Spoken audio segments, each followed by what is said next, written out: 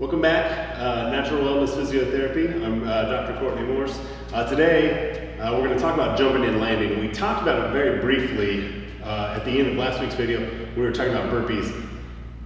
Jumping and landing is huge, and it's something that is not ever really taught for the most part, but it's something that we see all the time with non-contact injuries, soccer, volleyball, football, stuff like that. It's how your foot and how your hip is positioned as you're usually landing or as you're taking off that can be a big catastrophic injury. So today we're going to talk about the proper way to kind of jump and land, assuming from a 2-foot position. Maybe you're going up for a block in volleyball or basketball or something like that. So the very first step, and ideally we don't always have the amount of time to kind of, in a game situation, the amount of time to put ourselves in this proper position. But if we practice it and we get the reps in, then this becomes the default, okay? So as we're getting ready to take off, just like all of our other moves, our squats and our push-ups and everything like that, strong external rotation position, okay? If we're getting ready to jump as high as we can, our hips hinge,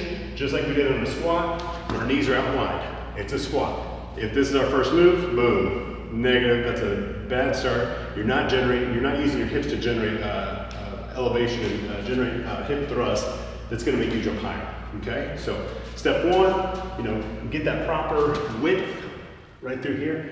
As you're coming up, exploding with your hips, driving through with your hips and elevating forward, elevating upward.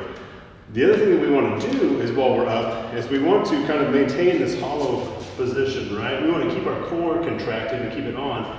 That's going to help us keep our lower extremities intact as we're landing. It'll also prevent some of these hyperextension injuries that we tend to get. We see a lot of times in gymnasts and football players and things like that. So the landing portion is equally important, but it looks just like our starting portion. As we come down and we land, we're going to land with nice wide knees. We don't want to have this medial collapse. This inward collapse is what causes these catastrophic ACL and MCL tears. So again, to sequence this from the side, hinge our hips, you're generating down this way, you're gonna thrust off this way, reaching up, creating that nice hollow position, and then you're gonna land hips nice and wide, okay?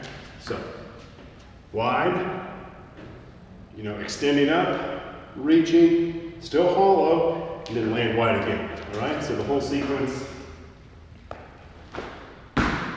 right? Now, again, right?